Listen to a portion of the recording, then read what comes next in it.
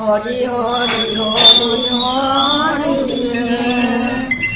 মই মোৰ অনতি নাজানো তাৰ উপায় ৰাম ৰাম ভকতি প্ৰণতি একোৱে নাজানো নাজানো তোমাৰ হে কৃষ্ণ স্বামী দাস কৰি তুমি চৰণে চপাই দুৰেশ্বৰ কেৱলে তোমাৰ অপৰাধী নাৰায়ণ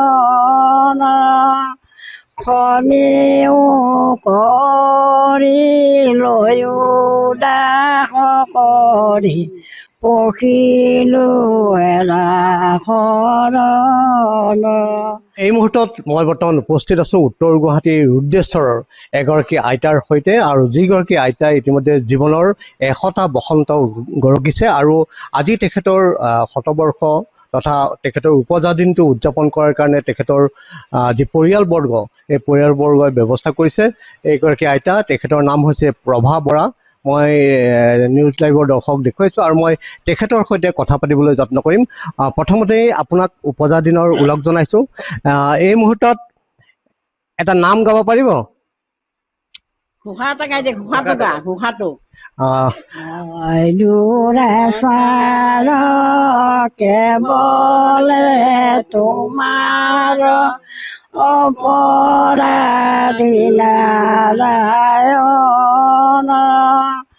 খনিও কৰি লৈও দাস কৰি পখিলো এৰা শৰণ হে কৃষ্ণ স্বামী তজু পাৱে আমি কেৱলে শৰণ চাওঁ কৰায় অনুগ্ৰহ মায়াৰ বিগ্ৰহ তেৱেহে বৰো এৰাও তজু পাদে পদ্ম মকৰন্দ আশে শৰণ পখিলো আমি প্ৰভু ভগৱন্ত অনন্ত ঈশ্বৰ প্ৰপন্ন জনতাৰণ তুমি প্ৰিয়তম পৰম দেৱতা জানি মই ললো শৰণ। অতি সুন্দৰ। যদিও তেখেতৰ 100 বছৰ হ'ল কিন্তু তেখেতৰ স্মৃতি শক্তি এতিয়াও যথেষ্ট প্ৰখৰ হৈ আছে। মই তেখেতৰ সৈতে কথা পাতিম আৰু তেখেতৰ যিহেতু পৰিয়ালবৰ্গ আছে তেখেতসকলৰ সৈতেও কথা পাতিবলৈ যত্ন কৰিম। আপোনাৰ বয়স কিমান হ'ল আজি? বয়স মোৰ এতিয়া 100 বছৰ। 100 বছৰ হ'ল। 100 বছৰ। আপোনাৰ ল'ৰা ছোৱালী কেইটা? 9টা। 9টা। ছোৱালী 4জনী, ল'ৰা 5টা। তাৰে এটা ঢুকাইছে, এতিয়া 4টা ল'ৰা। আপুনি এইবাৰ ভোট দিলে নে নাই? ভোট দিলো। ভোট দিলে? কাক দিলে ভোট? পৃথিৱীৰ যোনে ভাল হৈ আছে, যোনে ৰাইজক চাইছে তাকে দিছে। ঘৰতে নিছে মোৰ ভোট, মই যাব পৰা নাই। অসমৰ মুখ্যমন্ত্ৰীৰ নামটো জানে নে নাজানে? নৰেন্দ্ৰ মোদী নেকি? এইটো প্ৰধানমন্ত্ৰী নৰেন্দ্ৰ মোদী। অসমৰ মুখ্যমন্ত্ৰী কোন? হেমন্ত বিশ্ব। নিশ্চিতভাৱে তেখেতৰ যথেষ্ট স্মৃতি শক্তি মই উল্লেখ কৰিছোঁ। হেমন্ত বিশ্ব শৰ্মাক ভাল লাগে নে নালাগে? ভাল লাগে। ভাল লাগে। কিয় ভাল লাগে? আজিকালি দিব পাৰিলে ভাল, দিব নোৱাৰিলে বেয়া নহয়। এতিয়া পৃথিৱীখনতে তেওঁ সকলো পিনে উপকাৰ কৰিছে না, সেইকাৰণে তেওঁক ভাল পায় চবেই। ময়ে নহয়, চবেই ভাল পায়। গতিকে অতি খুব মই ইতিমধ্যে উল্লেখ কৰিছোঁ তেখেতৰ স্মৃতিশক্তি যথেষ্ট ভাল হৈ আছে আৰু অসমৰ মুখ্যমন্ত্ৰী ডক্টৰ হিমন্ত বিশ্ব শৰ্মাকো তেখেতে যথেষ্ট মৰম কৰে বুলি ইতিমধ্যে উল্লেখ কৰিছে।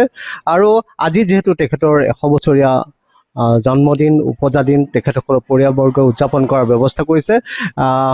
তেখেতৰ পুত্ৰ আছে, মই কথা পাতিম। আজি আপোনালোকৰ মাতৃৰ 100 বছৰ হ'ল, কি ক'ব? হয়, নমস্কাৰ।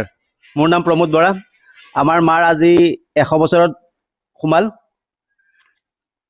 তেওঁৰ মানে দীৰ্ঘ জীৱনৰ কাৰণে আমি কামনা কৰিলোঁ।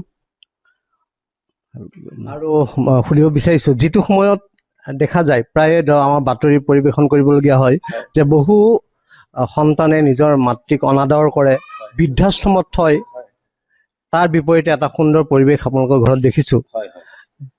এতিয়াও মাতৃক সুন্দৰভাৱে আপোনালোকে ৰাখিছে, গতিকে কি আহ্বান থাকিব তেনেবোৰ ল'ৰা ছোৱালীৰ ক্ষেত্ৰত? আমি আমাৰ মাক মানে ভগৱানৰ দৰে পূজা কৰোঁ। মোৰ ল'ৰা ছোৱালীক মই যেনেকুৱাই চাওঁ তাতকৈ মই বেছি মোৰ মাক মৰম কৰোঁ, চাওঁ। মাৰ যিকোনো টান বিপদতে মই সদায় ওচৰতে থাকোঁ। যিখিনি পাৰোঁ মই এতিয়ালৈ কৰি আছোঁ, আৰু জীয়াই থকা দিনকেইটা মই এনেকুৱাই যাতে কৰি থাকিব পাৰোঁ তাৰ বাবে মই ভগৱানৰ ওচৰত প্ৰাৰ্থনা জনাওঁ। মোক আৰু এই মাতৃৰ বাবে আপুনি সুন্দৰ পৃথিৱীখন দেখিছে। মাতৃয়ে আপোনাক জ্ঞান দিছে, মাতৃয়ে আপোনাক ডাঙৰ দীঘল কৰিছে, তাৰপিছতো একাংশই নিজ সন্তানে মাতৃক ধৰক বৃদ্ধাশ্ৰমত ৰাখিছে। গতিকে তেখেতসকলৰ কাৰণে আপোনাৰ কি আহ্বান থাকিব? মই তেখেতসকলক হাতযোৰ কৰি কওঁ যে তেওঁলোকে নিজৰ ল'ৰা ছোৱালীবিলাকক যেনেকুৱা চায়, বৃদ্ধ মা দেউতাখিনিকো তেওঁলোককো যেন তেনেকুৱাই চায়, অৱহেলা নকৰে। কাৰণ এটা সৰু ল'ৰা আৰু বৃদ্ধ মাগৰাকীৰ মাজত একো তুলনা নাই। গতিকে নিজৰ ল'ৰা ছোৱালীক যেনেকুৱা চায়, নিজৰ মাক দেউতাকবিলাককো তেনেকুৱা চাব বুলি মোৰ আশা থাকিল। নিশ্চিতভাৱে আচলতে কোনো সন্তানেই নিজ মাতৃক বা নিজ পিতৃ মাতৃক অৱহেলা কৰিব নালাগে। আপুনি বিয়া নাম এটা গাব পাৰিব? ধূপ ধূনা জ্বলোৱা, ধূপ ধূনা জ্বলোৱা, জোৰণা ৰৈ আছে, আদৰংগৈ ওলোৱা। হ'ল আৰু নিশ্চিতভাৱে এইগৰাকী আইতা উত্তৰ গুৱাহাটীৰ ৰুদ্ৰেশ্বৰৰ প্ৰভা বৰা, যিগৰাকীয়ে ইতিমধ্যে 100 বছৰ গৰকিছে। ইয়াত যথেষ্ট লোক আছে, মই তেখেতসকলৰ সৈতেও কথা পাতিবলৈ যত্ন কৰিম। দাদা, মই আপোনাৰ ওচৰলৈ আহিছোঁ, যিহেতু এখেতৰ 100 বছৰ হ'ল, কি ক'ব এই মুহূৰ্তত? তেখেতৰ ভগৱানৰ ওচৰত প্ৰাৰ্থনা জনাইছোঁ, এই 100 বছৰ পূৰণ হয় আৰু যেন 50 বছৰ জীয়াই থাকক। 100 বছৰটো মানে অলপ বেছি হয়, এইটো নহয়। আৰু 50 বছৰ থাকিলে মই আৰু 100 বছৰ যাম, মোৰ তেতিয়া চেঞ্চুৰী পাৰ হৈ যাবগৈ। আপুনি কোন হয়? মই তেওঁৰ জীয়েক হওঁ। হয়,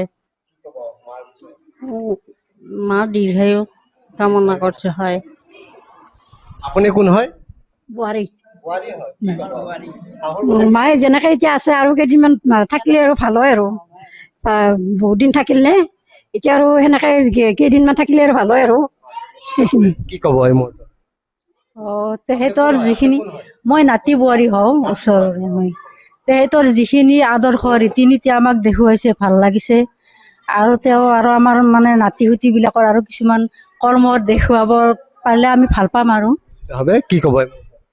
ভালেই লাগিল। আইতাৰ আজি শতবাৰ্ষিকী, যিহেতু জন্ম শতবাৰ্ষিকী, সেইকাৰণে খুব ভাল লাগিল আৰু দীৰ্ঘায়ু কামনা কৰিলোঁ। আপুনি কোন হয়? ময়ো ছোৱালীৰ দৰে মানে বোৱাৰীৰ বায়েক হওঁ। মই ক'ম আজি যে মানে ৰাইজকো এটা মেছেজ দিম, মাৰ দ্বাৰাই মানে মাক যেনেকৈ মানে আমাৰ প্ৰমোদে চাই আছে আৰু তেনেকৈ মানে গোটেই হেৰিখনকে মই বুজাই দিম যে মানে সকলো ল'ৰা ছোৱালীয়ে যাতে নিজৰ মাক আৰু নিজৰ ল'ৰা ছোৱালীৰ নিচিনাই ভাবি পেলাই মানে যাতে বৃদ্ধাশ্ৰমত যাবলগীয়া নকৰে বোৱাৰীবিলাকেও। আৰু ঠিক সেইটোৱে মানে মই মেছেজ দিম, যাতে সকলোৱে সেইখিনি কাম কৰে।